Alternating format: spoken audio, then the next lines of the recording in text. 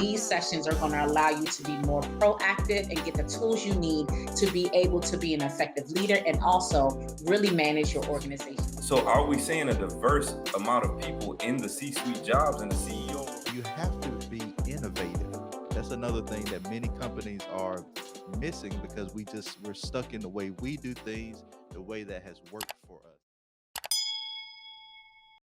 What's up, everybody? Look, this is your Act and Lead live series, right? This is your Saturday series, the rise and fall, right? I got Aisha, I got Tyrus. Look, I got the master chief and the master of the process, the master of the system, right? And I'm just sitting quietly over here because we got some topics that we want to talk to y'all today, right? And so before we get into that, we got our leadership news of the week, right? So go ahead and pull that up for me because we got some heavy hitting stuff today, right? So I really want to jump into it because I think it'll be really good for these people to get the perspective on where we're going. So I'm gonna pass it over to Aisha, right? So we got our leadership in the news. So talk to us, right? I know we talked last week about Wells Fargo. What you got for us this week, Aisha? What's up, guys? Welcome to the Act and Lead series, Rise or Fall. So in this new segment that we do is called Leadership in the News. So we try to identify things in the news that might connect to you as a leader. And again, we have leaders from all levels. You might be a leader within an organization. Maybe you're a CEO, maybe you're in management, but all these different things as a leader in any level or in any industry can apply to you. So in this one, we're talking about a lot of struggles that rural business owners are having, right? So what's happening right now, it says that advocates say rural small businesses such as hair salons, restaurants, and retail establishments were excluded from the U.S. 2.2 trillion relief package. And it was, we know that that relief package was passed on, but a lot of rural small businesses are affected.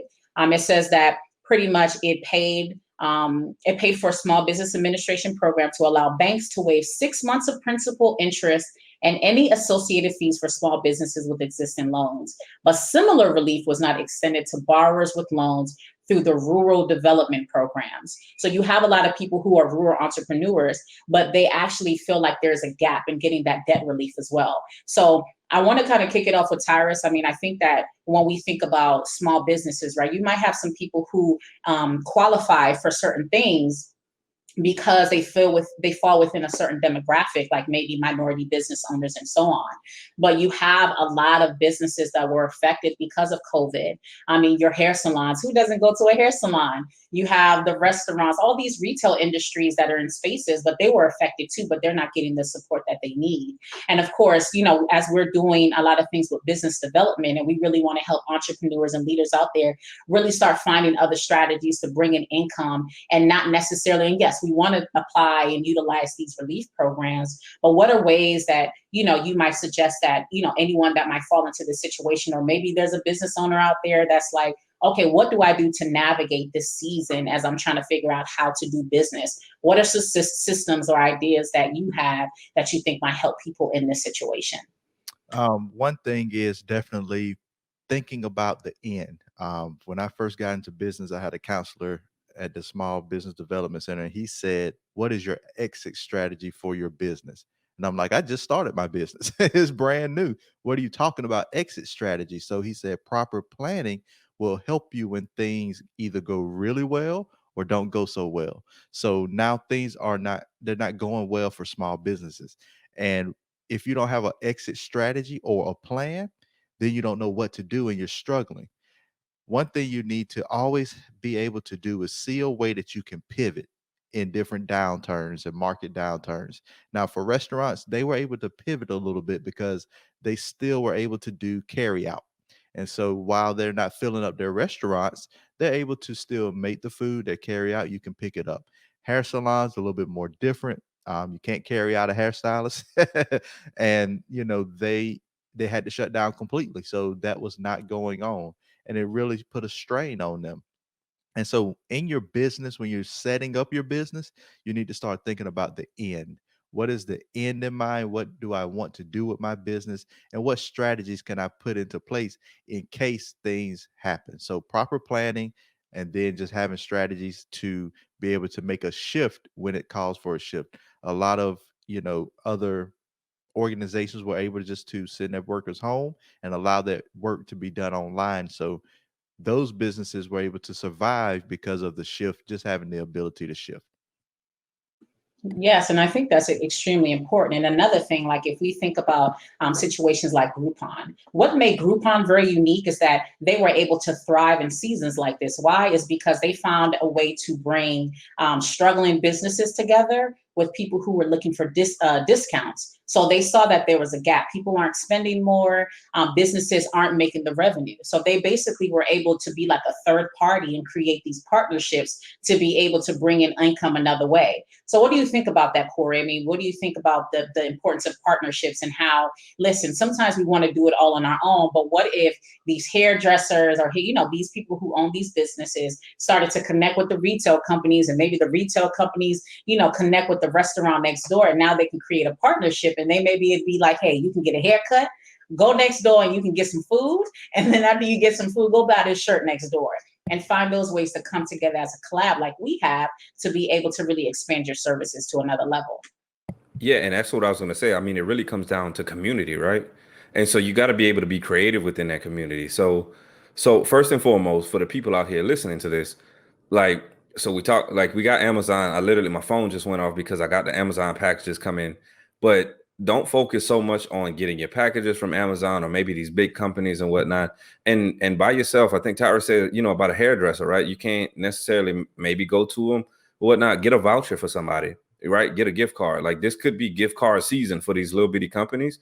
If you're a company and you don't have a way to be able to issue a voucher or a gift card, that's something that you need to start looking into, right? Because that alone can push your business afloat. So number one, right, that's money that you just got in. Number two, that's somebody that's actually going to come in. So do you have a system or a process in place to capitalize on more business from there, right? So the process of collaboration, the one thing I'm thinking about in Texas, if y'all don't know what HEB is, it's a grocery store. And so in the front of HEB, you will see like these random places just cooking, right? And then so sometimes it'll be connected to HEB. Sometimes it'll be some person that collaborated with HEB and they selling barbecue outside. They're boiling crawfish or something like that, right? I'm thinking about a lot of breweries in Texas, right? In Houston, they got people selling food. They got food trucks in front of them. So that's the creativity in the collaboration, right? So you want to be able to think about, okay, if I'm a hairstylist, who can I become creative with to be like, you know what? Maybe Corona haircuts are real, right? I need to go get one myself again.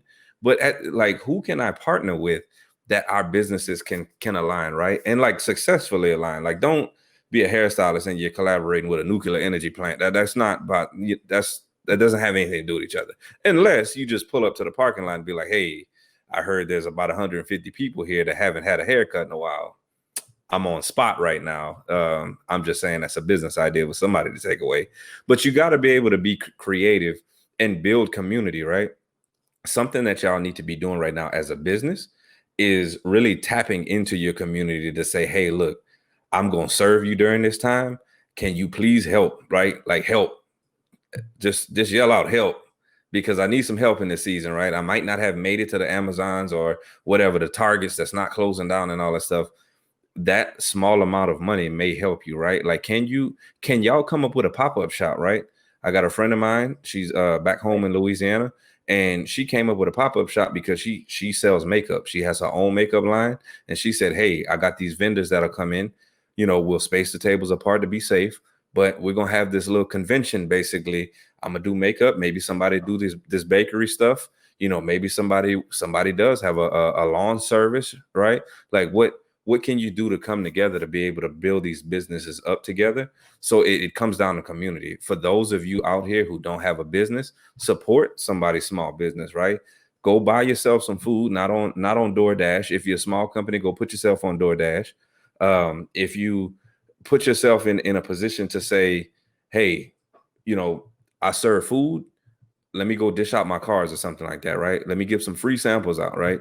So you may be thinking about the money, but go ahead and put yourself in a situation for people to know what you have at that point. I actually found a few places over this quarantine time that I'm like, yeah, I'm gonna keep going there because the food was good. Never knew who you were though.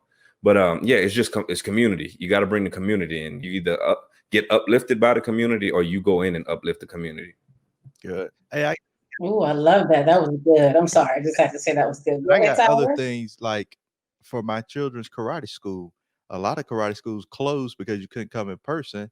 And then you start having like their school pop up with Zoom. We'll do classes over Zoom and we'll just keep it going and we'll keep it pushing that way. And then I started to see more and more schools actually bring that in and take it to Zoom. So you have to be innovative. That's another thing that many companies are missing because we're stuck in the way we do things, the way that has worked for us. And so if you don't have innovation or innovative people on your staff, you won't come up with these new ideas. And for hair salon, I do have a something for you that you could do. If you're licensed in your state and you have the ability to teach, make a course and put that thing over on Zoom. It might not be the state credential, but it will help those who want to get into hairstyling and those other things. You could teach them what you know on a course, and then they can maybe utilize that for some hours worked in the state office with their requirements. So it's just about thinking, being innovative, and going from there.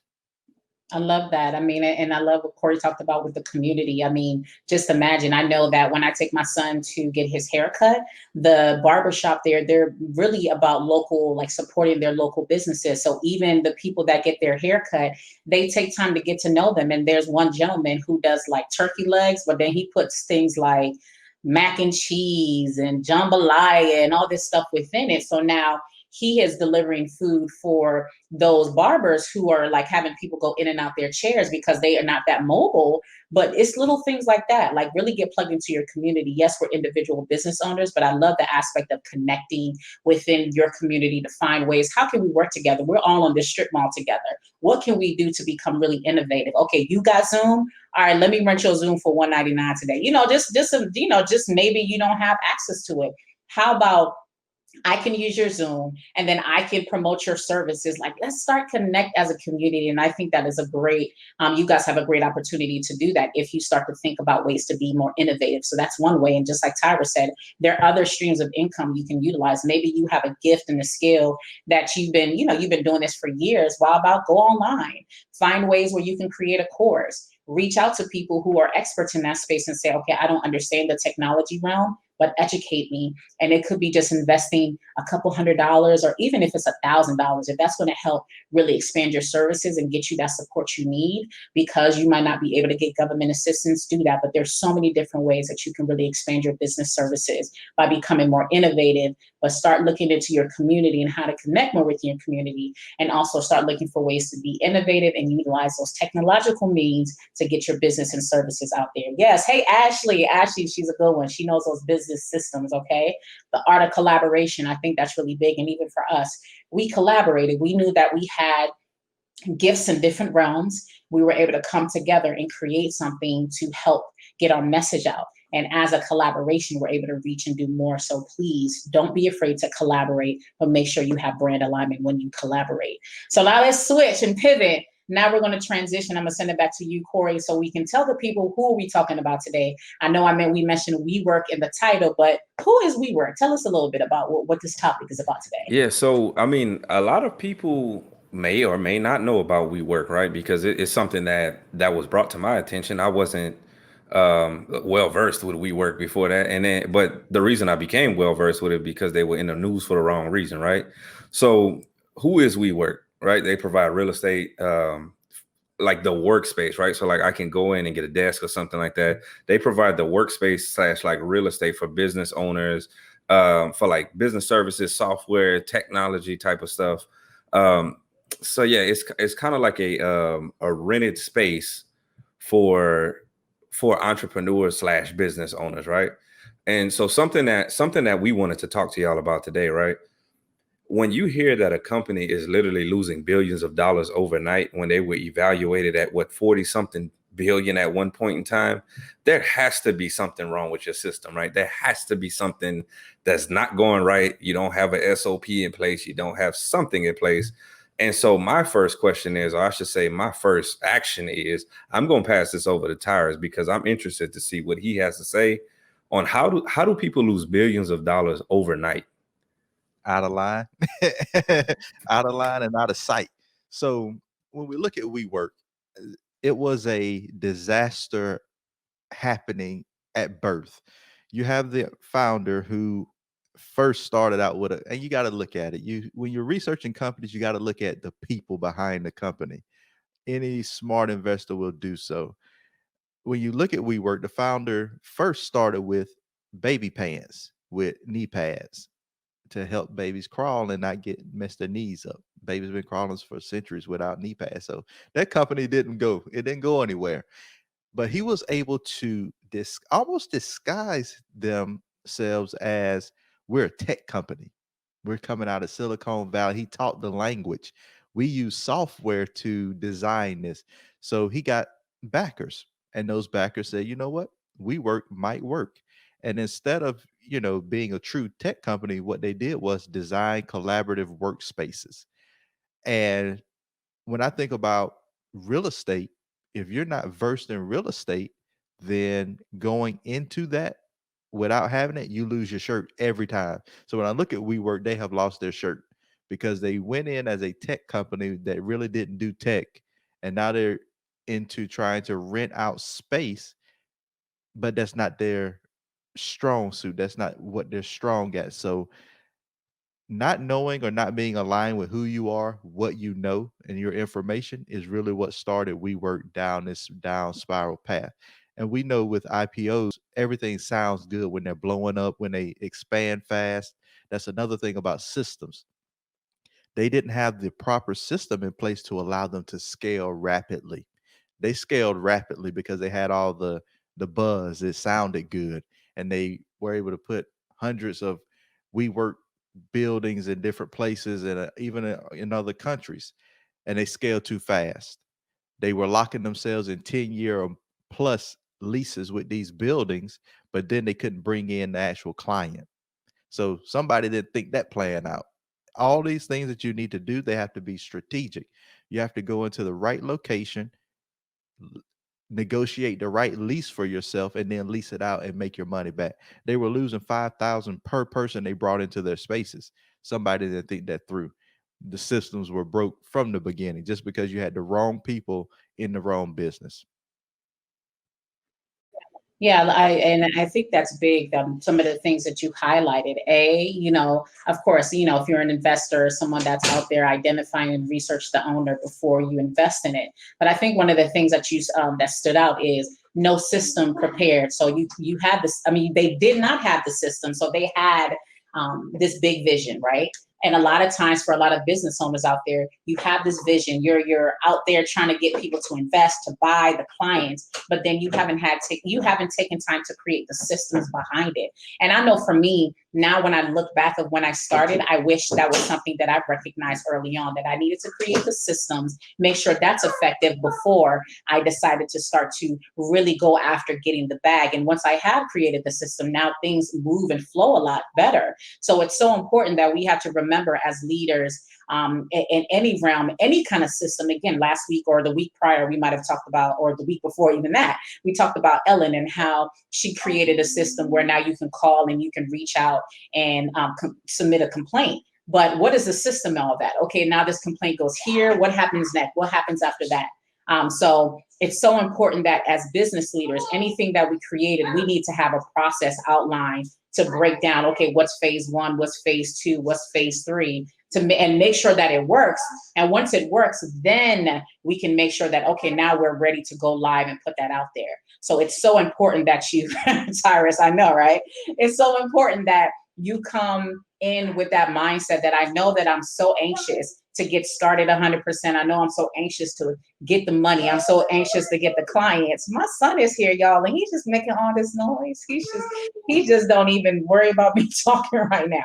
But anywho, listen, shout out to all the moms out there. The reality is life must continue. You must continue your grind even when the babies come in the room, okay? So I hear all this, all right, to know that you can juggle both. But anyway, all right, anyway, single moms, dads, all y'all, love y'all. But anyway, But again, essentially, you want to create the system, because even for me as a parent and someone that serves in the military full time, I know that my availability for someone that's a full-time entrepreneur is just not there. And even if you're a full-time entrepreneur, systems is going to save you, because when I know I have to pick these children up from school, I know that at least I have all this automation set up. So even if I can't answer the call, I know I have this thing going on. And at the end of it, I can still connect to that customer, still lock in the sale because it's created. But just imagine if I have to answer the phone while my son's in the back screaming, while I'm juggling all these things, then it might not result to that sale. So remember, make sure that you consider the systems and the processes beforehand, map it out,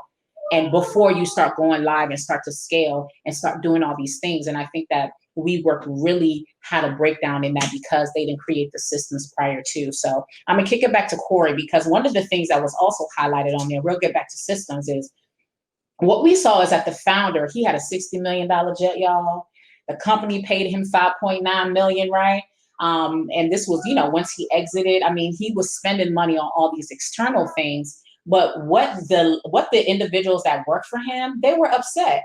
So like some of the stuff they downloaded on the jet, like the videos and so on, they had employees doing that. But when they came in to ask for a raise, they didn't get the raise. And that frustrated them. Some people even got fired when things started to tank. So let's get into the employee engagement part. And because I truly believe that the founder got so focused on the externals and they forgot about the internal items that needed to be done. So let's tap into that real quick. What happens when you get so focused on the internals and you forget about the externals, and you forget about the internal dynamics that need to still be fluid in order for you guys to continue to be a success? Yeah, and I think this comes down to a case of, and I was about to say a classic case, but that's not really the actual case to this. This comes down to a case of like when trying to be engaging goes wrong. And so some of the things that these people said was from the interview process, the owner, right? So I think his name was Newman or something like that. The owner had like them taking shots, and like when they would walk the floor to like to kind of show them around the business, like it was like this pressure that they were putting on people, like, hey, are you going to show up to this, event after work or whatnot? And you can tell, they said that you could tell that the person was like, I really don't want to go, based on their facial features. Like, I'm not trying to go to this, but I know that there's a lot of pressure on me having to go to this. So it's a case of when you try to engage your workers and you try to be the fun business, when you try to put people out there to be like, hey, we're gonna collaborate and we're gonna fellowship after work and we have these events going on, and you come to a point where people say, no, I'm not really trying to do this right now. You didn't have to check yourself to figure out, what are you doing? So some of the things that were named in there, right? They said that the environment in there from the top down was like frat boy style. And so that's really big because we always think about frat boys like synonymous with partying and drinking and like carelessness and making mistakes. Those are some of the things I guess that comes to mind, right? And so when people make that statement, then it's like, okay, you have this $1 billion company that you're trying to build, and you're trying to, you're trying to bring people in to be able to get spaces inside of here. And in the midst of it, you're forcing people to drink and go to these parties and whatnot. And then so something that also stood out to me as well was what optically are you sending messages to your employees? Because there was a situation that happened where they had an event after work or something like that, or they had a get together, and the CEO fires however many people and then proceeds to bring out $110 bottles of tequila, and they want a party after that. So I just lost my job, but I see all of these bottles that probably equal my salary. And you want me to now party? How about you go give the bottles back and let me keep my job, right? Because now I got to go find another one. So like, what are you portraying to your customers when you do stuff like that? What do you, and by customers, I mean the people who actually work for you, because yes, you have outside customers, but as leaders, our customers are the people who work there, right? And so the thing that you want to be cognizant of in this particular case is you can have so much fun with no structure. And just to back it up with some of the data for y'all out there, the companies on certain years was losing equal amount of money as they were creating revenue for. So there was like They lost $1.7 billion one year and made $1.8 billion in revenue. How do you lose that much money when you've actually made that much money? It makes zero sense, right? So you have to be able to be mindful as far as what are your spending habits, right? Aisha said they bought a $60 million jet. What's the purpose of the jet? Was it just to have a jet? Did the jet actually help people do anything? Maybe it was just to say I have a jet, right? And so when you couple all these factors together, you have to realize to yourself, what am I portraying to my employees? How am I actually engaging them, or am I forcing them to be my friend? Good. Hey, and when I think about the other things they said, the things like he would have a massage person or his workout person come in the office and he would work out and then walk around sweaty to everybody else's desk. Like, I get it. You want to work out, you want to do your thing, but go take a shower. Most they should have designed a shower in his office. And then he had a picture of himself on the wall. So when we're looking at the internals of him as a person, I see a person who is very either egotistical because he came out as supportive. I want to create WeWork so we can work together, we can be together. But on his outward appear, what he showed or projected was anything but that. It was about him. The people in the office talked about how when he walked around, he was going to either give you a whole bunch of tasks you couldn't complete, or some other kind of just nonsense. So, what type of person was this? Um, when we're thinking about his characteristics, he said one thing, but his motives, his actions, his other things showed others. I just see him as very selfish and about the money. And when you ask what was the jet for, it was for him, so he could fly, so he can look good, so he can be the man. And it's great to be the man when you got $14 billion of somebody else's money, not yours. And I think another issue with businesses as they're growing is if you get too much outside capital without you putting in that blood, sweat, equity, or those tears, that hard work, you kind of take that for granted. You got all this money and you didn't really have to work for it. So other than talking, and Aisha, I'll kick it over to you to talk a little bit more about those motivators, that personality side. But what do you see from the former CEO? Because he's gone and he left with a billion, y'all, a billion plus. So it's not like he gone and he broke. He left with some money. Yeah, I mean, I think you guys highlighted a lot. I mean, you're talking about like in the article, they talked about, the sore spot for employees. Newman spent even more money by renovating the jet, adding 2 bedrooms and Apple TVs, complete with shows and movies that staff members spent 3 days straight downloading to the private jet. Okay. There was a Maybach. I mean, it was all kinds of things. And I think that when you talk about personal motivators, it's good to have motivators, right? There are assessments out there, when we talk about the ACT and LEAD insights, it's so important that we provide a lot of leaders out there to identify how you show up externally, what personally motivates you, and also your order of thought. Now, just because that information is identified, now we have to identify if it's on we say like the villain side, like if you're thinking about good versus evil, is it on the mature side, the villain side, or is it on the healthy superhero side? And it's okay. I mean, it sounds like Newman was definitely somebody that was motivated by the economics. He was driven by that. However, it fell into, because just like when someone has, hey, just so you can be self-aware, you're someone that is a big on aesthetics or the return on the investment. It's important for you to see that you can get revenue from this. It's going to benefit you. However, you need to also be aware that you can sound like you're all about the money. You can sound disconnected from people. If people are wasting your time, you can come off very rude and disrespectful. So it's so good that leaders have that awareness, because now, okay, I wasn't aware that I was so focused on the economics that now I'm coming off like I'm just money hungry, and have that awareness and identify, okay, it's good to have certain skills. It's good to be highly driven, to be a problem solver. It's good that you are about the return on the investment and you make a good price points. However, if you're working for a team, if you're working for an organization, if you're working with the goal of being a long-term establishment, organization, agency, you have to make sure that you are for the people. And what happened is the people started to complain. I mean, this was something that was mentioned all throughout the articles. It talked about the people, the stakeholders and the shareholders. It's one thing to piss off the shareholders. It's a whole nother thing where you got the stakeholders and the shareholders that are not excited about what you're doing. And again, it sounded like there was a level of leadership development that Newman never had and worked through so he can identify his blind spots. I'm not sure who was around his circle, but it's so important that leaders out there, just like we talked about creating your systems ahead of time. Well, you need to have a system of leadership development for you to have the level of awareness that you need in order for you to understand how you show up, why you show up that way. Because sometimes if you're a DIS or a C, what happened? Why do you show up that way? Is it because of trauma?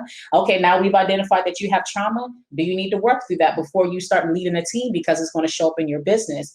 And I would love to know what Newman's lifestyle was or mindset was, or what he experienced in life, or even the circles he was around where he was so driven by the external blessings and the external love and the attention, where he started to literally forget about his team, where you can walk around, sweaty or shirtless, and you're just not even worried about people's personal space or what the company culture is. What happened where you just got so lost in yourself where now you're not thinking about a team?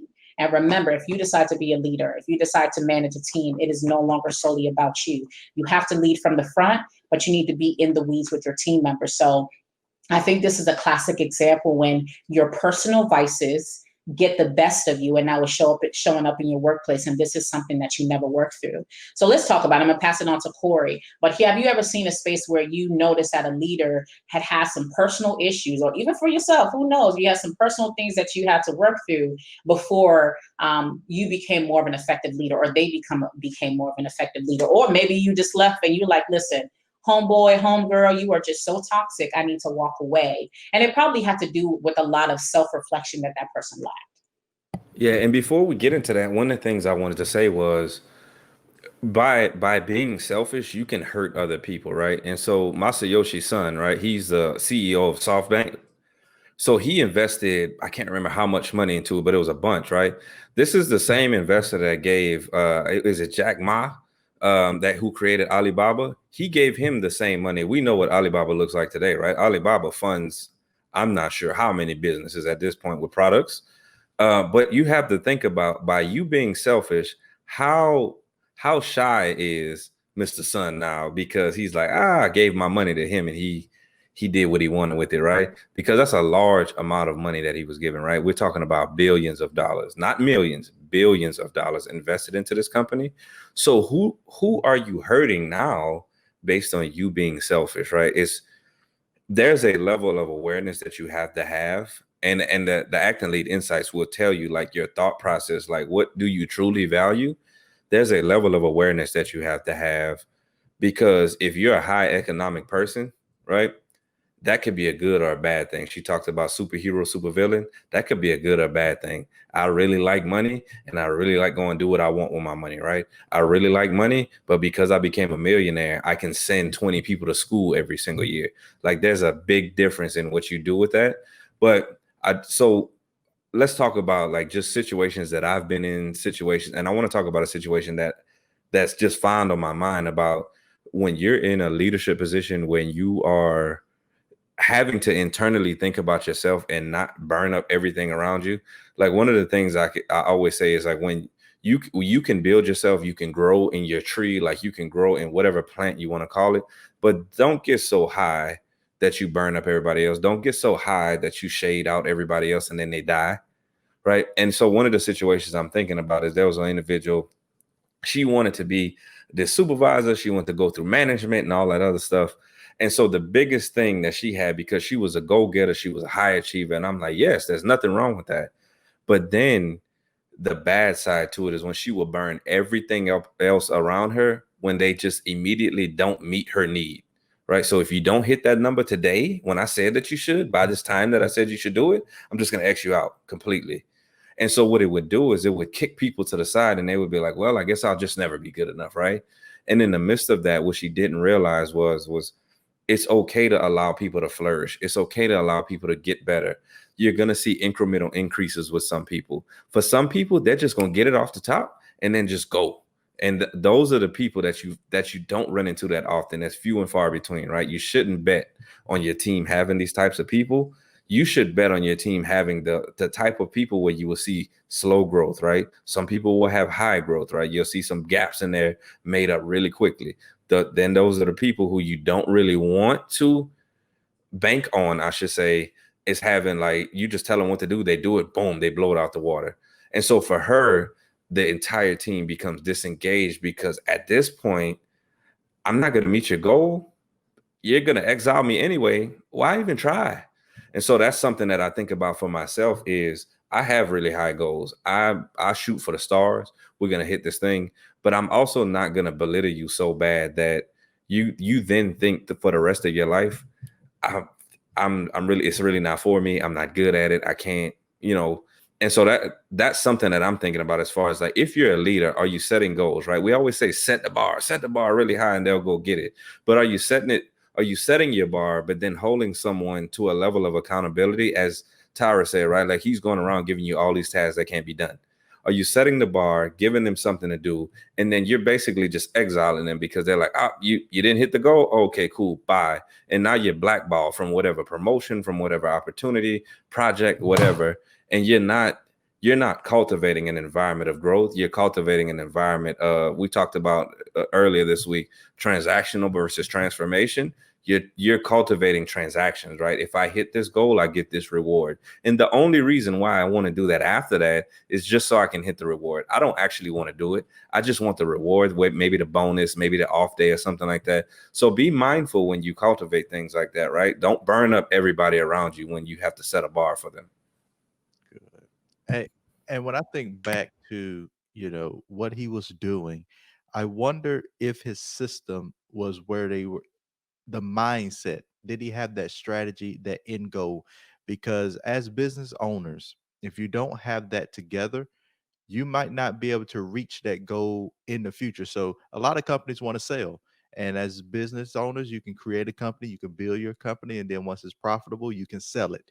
And that's your exit strategy. For them, it was the IPO, not really to exit, but to go public, and then bring in more money based on shares. So if their goal was to IPO, they should know how the IPO process works. We had no idea what WeWork's financials look like. It's just, you see, like, for instance, if you look at a company and they say that they're booming, you hear about them, that doesn't mean they're doing well. It doesn't mean that they're making the money that you think they're making. And so if you know that there's a process or a system you have to go through, you need to be prepared. They were not prepared to IPO. And when they had to show their financials, when they had to release that data, that's when people look back and they were like, hold up, this company don't make sense. They're they said they were a tech company, but really they're just a leasing company. And then they're not even doing that the right way. So that's when they start to lose that. You went from $47 billion valuation to almost being bankrupt in 6 weeks. That's because those layers got pulled back, and that's because of improper planning. Had I known, or if you as a business owner knows where you're trying to go, you put the right system in place in order to get you there. And if you're trying to get into somebody else's space, you better know what systems they use. I can't go to McDonald's and want to be a franchisee. I understand they have a system and then I don't want to do it.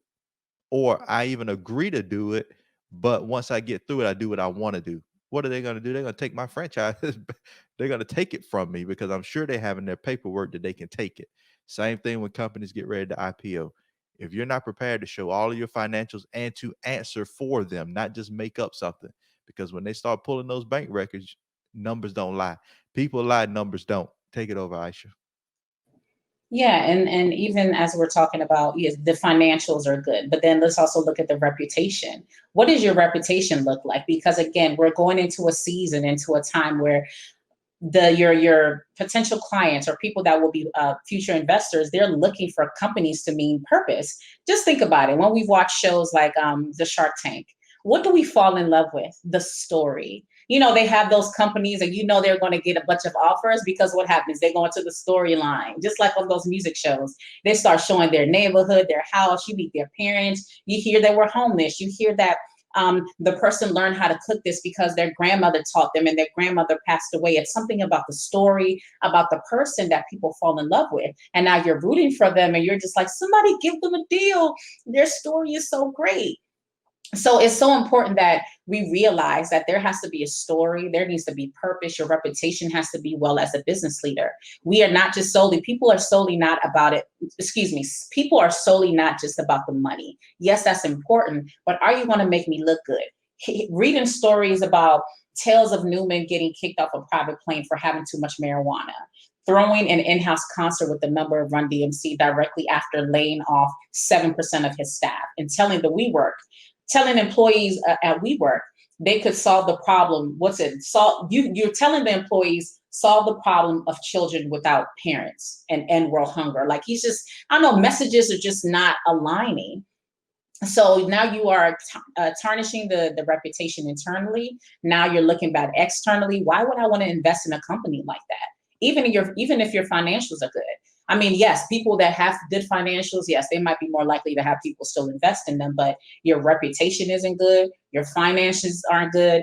Of course, it's like a bomb waiting to explode. So it's so important that we also recognize as business leaders, what is your story? What is your purpose of going into business? One of the things that we're going to be doing in our 12-week program is really helping leaders really craft that, because we just go into business, but what is the purpose behind it? We want to make sure you're purposeful. We want to make sure there's a story. We want to make sure there's meaning, because as you're creating a team and you want people to follow you and help support that dream, what is the story? And then also making sure that stays within the culture of the company, versus now somehow private planes and marijuana and all this other stuff is mixed in. And now you have lost the people.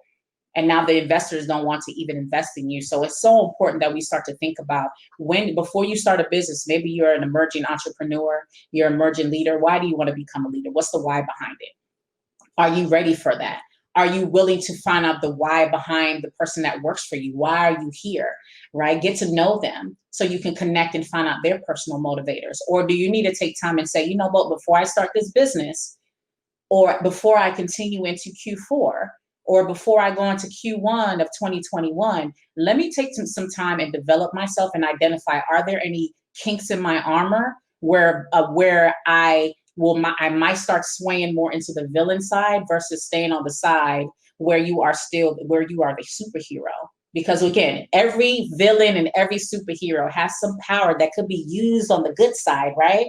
I mean, just think about X-Men and Magneto. Magneto, come on, Magneto, we could come together and we could save the world. Magneto wasn't having it.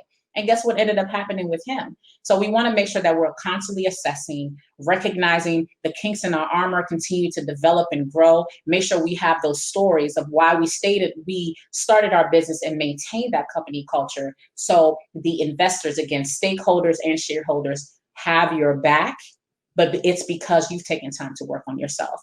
All right, Corey, take it away before we get into, do you think WeWork will rise or fall? Yeah, and I think Tyrus was needing to say something right here, so I'm gonna pass it on to him first. And so when we think about it, I'm glad you brought up Shark Tank and the story and the image that you want to present. You need that first. And that's what pulls people, that grabs their attention. If you got 60 seconds in the elevator, you better say something fire for them to want to talk to you later. But once you get over that part, you need your system and your process. In Shark Tank, the show, we only see the quick pitch right when they're on the screen, about 8 minutes. However, each one of those individuals, they actually pitch to them for about an hour and a half, almost 2 hours. So not only do they have a longer pitch, which we don't see all of that, we see the happy part, we see the story, we fall in love with that.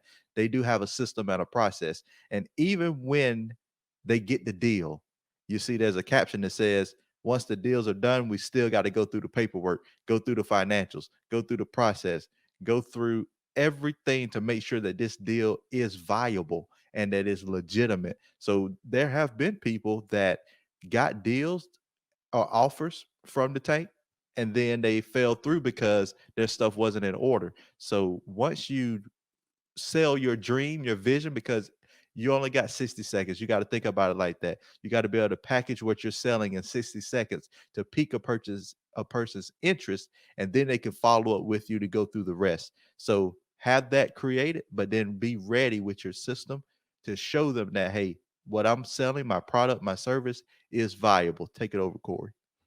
Yeah, and so before we wrap it up here, right? So one of the things is like the story I just told y'all about that individual. I don't want y'all to walk away from this just thinking like, oh man, if I currently act like that right now, if I currently think like that right now, that I'm just kind of like lost, right? I'm a lost cause. That's not what I'm saying. So I want us to pivot into to like taking action, right? Like that's what we talk about, action and leadership. So here's what I want to say. This particular company could have taken all of their falls, like all of their mishaps and the firings and the tequila bottles and the jets, and they could have. And this is something that I want people to like write it down, put it on the board or something right here. We got to stop using community as like this buzzword or like this power word.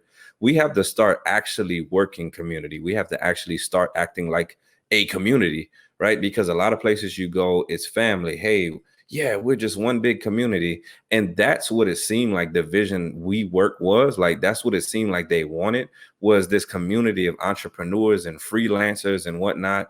And so when you think about that, what the downfall started to be was the majority of the people that worked there weren't freelancers. The majority of the people actually worked for WeWork, right? So their model actually wasn't working. But how do you then spin that into the light, right? Can you create community from it? Can you create purpose from that, right?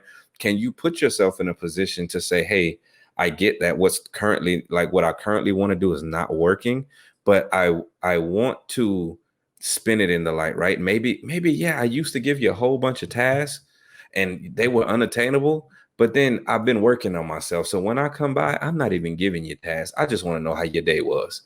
Like those are the types of things that you can start to build something bigger rather than just taking it and running and just being like, well, I guess woe is me. I'm just finished. I'll never become a great person. And the one thing I will tell you, you have to find a coach, right? So whether that's us, whether that's someone else, like if you have to find a coach. The reason that person then succeeded after that was because they found a coach to be able to hone them in, right? So like us, for example, we're going to teach you your thought process, right? How to leverage that strength, how to be aware of that weakness, right? Like how to position yourself into certain situations. Why you walk away from certain situations feeling like, you know what, I'm just drained for the day, right? Like that's something that I'll say, like, especially for Aisha, for example, right?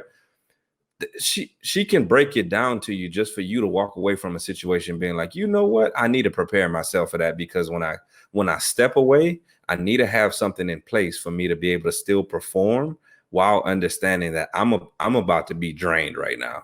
So these are things that as leaders you have to be aware of. But I just think that there's so much value in spinning losses to wins, not just using community as this keyword or this fancy little title. Hey, we're a community because I bought you a pizza over lunch or something. Like that's not the thing, right? And so, Tyrus, I know you got one more thing because I see you smiling over there, but I just want to hear what you got before we close this out. So Newman was thought to be, or thought that he would become the world's first trillionaire. Think about that. He had painted an image or a vision so pretty that people were really pouring money behind him, and he was the one that thought he would be the world's first trillionaire. It was mismanagement, self-dealing, and bizarre behavior that really caught everybody off guard, and it began to change. Now, in all of this, his key investor, the owner of SoftBank, he still backed him. He still believed in him. And he came out on an article and he said, sometimes people say I'm too trusting. And they also say that when I go in with someone, I'm all the way in. And so even though he saw some of the red flags, he was able to look past them to still be supportive, to still believe in him, to still try to push him. As a business owner, that's a great characteristic to have. As a leader, that's a great characteristic to have, supportiveness, but don't let it blind you. If things don't work, they just don't work. If the numbers show that something's going wrong, they're going wrong. And you have to be able to separate business from, I don't even know if it was personal or he just felt like, with Ma, he said, like, this was like my son, and Newman is going to be my other son. These are my kids. I'm bringing them through this. I'm raising them. But like facts over feeling. So definitely as a business owner and as a leader, when you start to see red flags in your business, whether you're the investor, whether it's a client, whether it's an employee, think about it. Don't ignore it. Look at the facts and get out of your feelings. So that's all I got, Corey. Yeah, and so I don't know how to follow that up. But yeah, so I mean, facts over feelings is powerful. Look, this has been your Act and Lead live series, right? Your rise and fall. So we gotta talk about it, right? So we're talking about WeWork. Aisha, what you think? Oh, is WeWork gonna rise or fall? You know what? It remains to be seen. I think that since then there has been a change in leadership. They did, as we mentioned, they did push Newman out. I know the co-founder is still a part of it. They have new ideas because one of the areas that was hit really big is during COVID. Again, they lend space for business owners. However, I think people are starting to see the value of working from home. So the need of real estate space to do business, people are starting to do that within the household. So now they are trying to be more innovative. Now they've invested in doing things like, okay, we're not just solely going to do real estate. Now they're looking about because, they said many small and mid-sized businesses, like they made up about 52% of like their revenue. So as they made that transition and they canceled their membership, they have now transitioned to now, okay, let's start bringing in these business solutions. So now they're trying to add that aspect. So when a company or a business comes in, now you get the real estate space. Now you have a space with us. And now you have business solutions. So now we have the systems part attached to it. So they're trying to innovate. They're trying to make changes. They push Newman out, which again, just like what Tyrus talked about, how often are you doing a facts over feeling session? And that's why it's so important that as leaders out there, you're taking time to identify your behavior style or how you show up. Because yes, you need to have seasons where you're like, I know I'm a feelings-based leader, which is good. You want to have that aspect. But how often am I taking time away, doing an assessment and figure it out? Okay, let me do an F and F session, facts over feeling session, where I'm going through these areas and identifying what we need to let go of, what shifts we need to change or shifts we need to make, what team member might not be effective in this role. Maybe we need to move you here and we need to just start moving and making some shifts around the company so it can start walking or working more like what Corey would say, a well-oiled machine. So you want to maybe really start doing that, but it takes you taking time to do a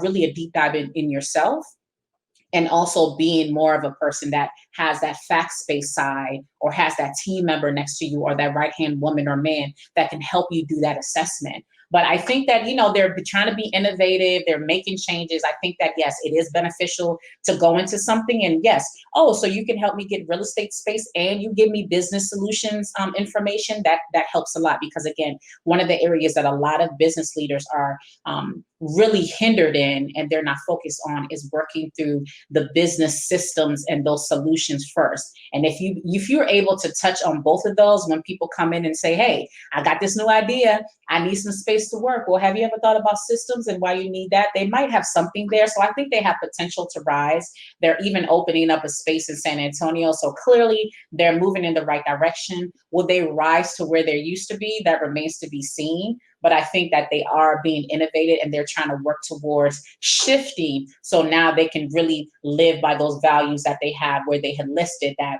they're about doing the right thing, striving to be better together, being entrepreneurial, giving gratitude, and being human and being kind. So we'll see how that happens, but I think that they have something going there. What do you think, Tyrus? I'm gonna go with a definite fall. I think that they are done. Their days are numbered. Um, and here's my reasons why. One, you lost your CEO with that had the charisma, the vision casting, the dream. It was his idea. He's gone. Two, you got into a business under the guise of being in tech and you're in real estate. So unless they bring in a real estate focused person that understands leasing and how that really works, they're going to fold. I think they're just trying to string it along right now because soft banks, they got a lot of money in there and they don't want to lose all of that money. But I definitely think that COVID probably put the nail in the coffin. They boom, I don't need to go in the office. I don't want to be around a whole lot of people. So why should I go and work in an office around a lot of people in this season? And it's going to take time to get away from that, for us to come back.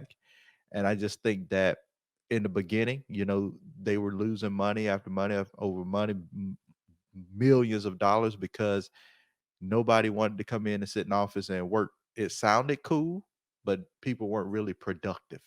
It looked cool, but looking cool and actually making money is two different things. If I want to have a business meeting and I say, well, come to my WeWork desk, and I got 50 other people and they're having a good time because that's what they want to do in there, that's not a true business meeting for me. And then I'm going to be looked at a different way.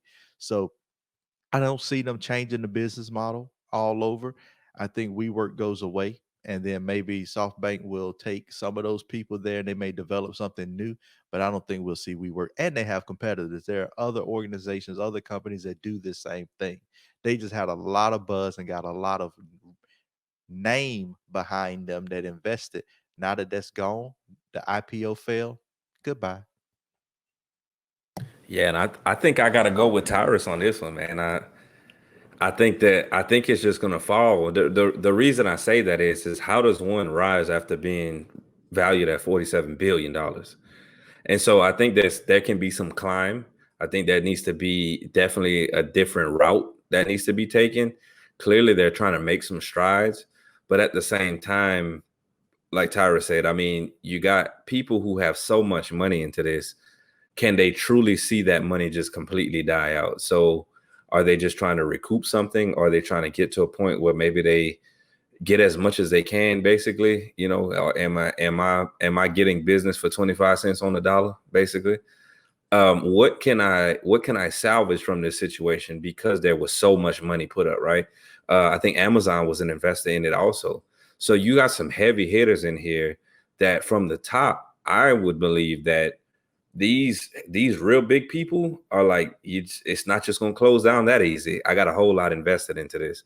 So for me, it's going to be a fall, simply because, one, I don't know if you can rise after being valued at $47 billion. But I also just believe that there has some things that they need to clean up. Um, yeah, I think it's a fall for me. It's gonna be a fall for me. So any last words from anyone? I mean, again, essentially, I think again, one of this again, it just immediately stood out to me. Is the person behind that business, those individuals. Please, leaders, I really want you guys to take leadership development just as important as you take getting that revenue.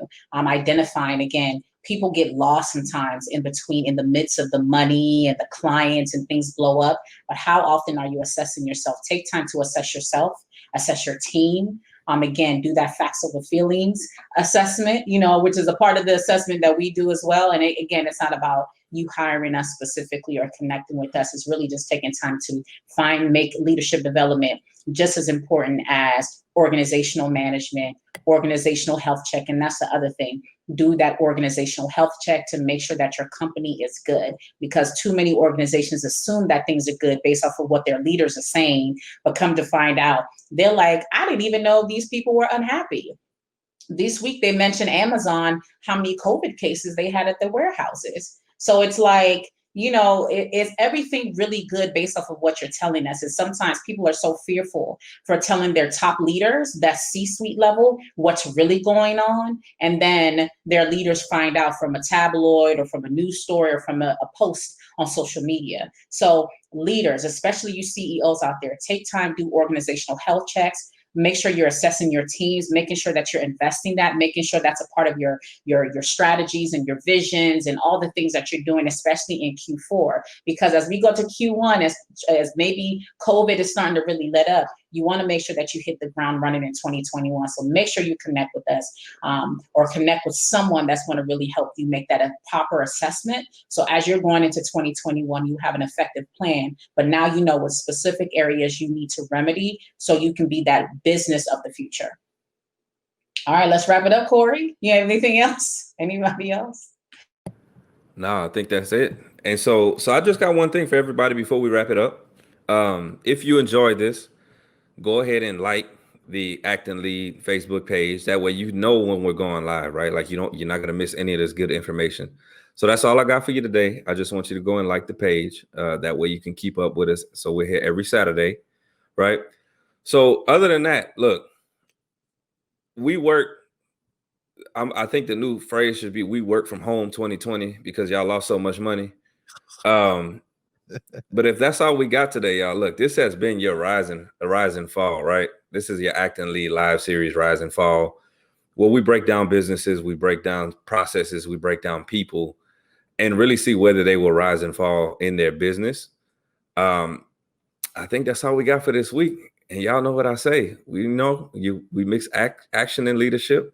And in the words of Master P, you gotta be about it. About it. Yes, guys. See you guys later.